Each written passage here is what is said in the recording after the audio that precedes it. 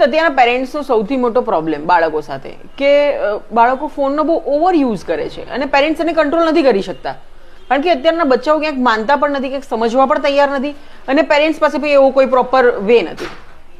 સૌથી પહેલી વસ્તુ, જેટલા જલ્દી એક્સેપ્ટ કરી લેશો કે ફોન હવે ત્યાં જ રહેવાના છે, તો તમારો નેક્સ્ટ ક્વેશ્ચન આવશે કે ફોન તો રહેશે જ. ફોન વાપરો ના વાપરો ક્વેશ્ચન નથી, ફોન રહેશે, પણ હવે એનો સારો ઉપયોગ કેવી રીતે શીખવાડવો.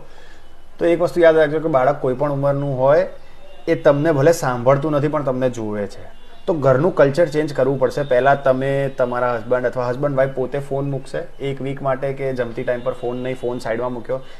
પહેલેથી નહીં, એક વીક તમે પોતે કરીને 8મા દિવસે જ્યારે તમે તમારા છોકરાને કીધું બેટા જો ઘરનો રૂલ છે, ફોન બધાએ મૂકી દેવાનો જમ્યા પહેલાં, સો હવે તારે પણ ફોન મૂકવો પડશે. આ 2 કલાક આપણે ફોન વગર બધા એકબીજા સાથે રહીશું. સેકન્ડ, તમે એને સારી એપ્સ, સારી વસ્તુ તમારે એ શીખવાડવું પડશે કે ફોનનો ઉપયોગ તો હવે તમે બંધ નહીં કરાવી શકો, પણ ફોનનો કેવી રીતે સારો ઉપયોગ કરી શકાય, એવી કઈ એપ છે, એવી કઈ વસ્તુ છે, તો એની સાથે ગેમ પણ રમો.